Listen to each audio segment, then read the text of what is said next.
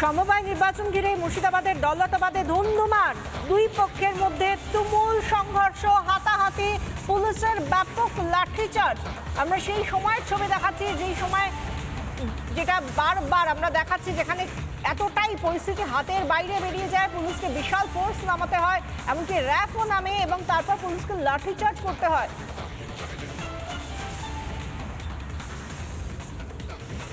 Police লাঠিচার্জ করছে, কিভাবে ধরপাকড় চলছে সেই ছবি দেখাচ্ছি আমরা।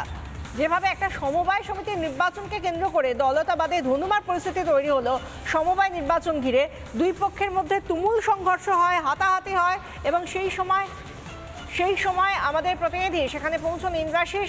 সেখানে গিয়ে তিনি পরিস্থিতি হাল হকিকত ঘুরে দেখেন এবং কথা বলেন পুলিশ আধিকারিকদের সঙ্গেও। কি দেখলেন সেই সময়, দেখুন প্রতিবেদন। পর্যন্ত এই ঘটনাতে 4 জনকে আটক করা হয়েছে, তবে এলাকা কিন্তু এখনো পর্যন্ত উত্তপ্ত রয়েছে। আমরা দেখতে পাচ্ছি পুলিশ এখানে দাঁড়িয়ে রয়েছে এবং পুলিশের পক্ষ থেকে কিন্তু বিভিন্ন জায়গাতে আমরা দেখতে পাচ্ছি বিরাট পুলিশ বাহিনী, অতিরিক্ত পুলিশ সুপারের নেতৃত্বে এখানে কিন্তু পুলিশ এসেছে এবং তারা এই গোটা পরিস্থিতি তারা সামাল দেওয়া হচ্ছে। চেয়ার এখানে ভেঙে দেওয়া হয়েছে।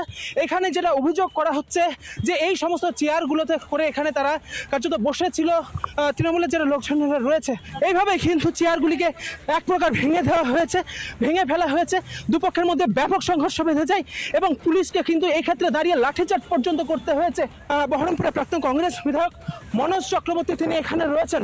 পরিকল্পিত উত্তপ্ত তো হয়নি, উত্তপ্ত নয়, এটা হচ্ছে ভ্যান্ডালিজম হয়েছে এবং এখানে কৌশল করে টোটাল যখন ভোট আরম্ভ হচ্ছে তখন থেকে একটা প্রভোকেশন চলছিল। কোনো বক্তব্য না, এখানে সে ভাঙচুর করছে, ওদের কোনো পজিটিভ বক্তব্য আছে নাকি? বাম কংগ্রেসের জোটের ক্যাম্প ছিল, সেই ক্যাম্পকে হঠাৎ করে বাইরে থেকে এসে আক্রমণ করা হলো এবং চেয়ার টেবিলকে ভাঙা হলো।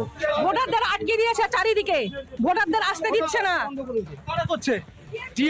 টিএমসির বহরমপুর ব্লক সভাপতি, পঞ্চায়েত সমিতি ব্লক সভাপতি আজউদ্দিন সাহেব বহিরাগত সমস্ত মস্তান বাহিনী নিয়েছে পুলিশ প্রশাসনকে কাজে লাগিয়ে এখানে কংগ্রেস সিপিএমের যে জোট সেই ভোটকে ভিজতে দেওয়ার চেষ্টা করতে দেখতে পাচ্ছি পুলিশ এখানে রয়েছে এবং বিরাট পুলিশ বাহিনী গোটা রাস্তা জুড়ে এই মুহূর্তে তারা টহল দিচ্ছেন, নতুন করে যাতে কোনো রকমভাবে উত্তপ্ত পরিস্থিতি তৈরি না হয় সেদিকটা কিন্তু চেষ্টা করা হচ্ছে। যেখানে যেখানে জমায়েত রয়েছে সে জমায়েতগুলিকে এখান থেকে সরিয়ে ফেলা হচ্ছে।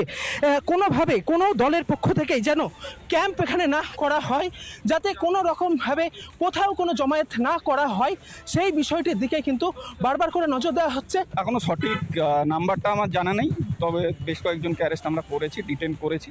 পরিস্থিতি আমরা যখন এসেছি দু দলের মধ্যে কিছু একটা নিয়ে ঝামেলা চলছিল, তো সেখানে লোকজন ছোটাছুটি লাঠি নিয়ে দৌড়াদৌড়ি করছিল, তো সেখান থেকে আমরা ডিটেন করেছি। তাদের ডিটেলস আমি পরে বলতে পারবো থানায় গিয়ে। আপাতত 4 জন বলতে পারছি, সঠিক নাম্বারটা আমার জানা নেই। এখন ফিল্ডেই তো ছিলাম। এখন কি পরিস্থিতি কন্ট্রোলে আছে। যতক্ষণ ভোট প্রক্রিয়া চলবে আমরা এইভাবেই টহল দিয়ে যাব, শান্তিপূর্ণ ভোট হবে।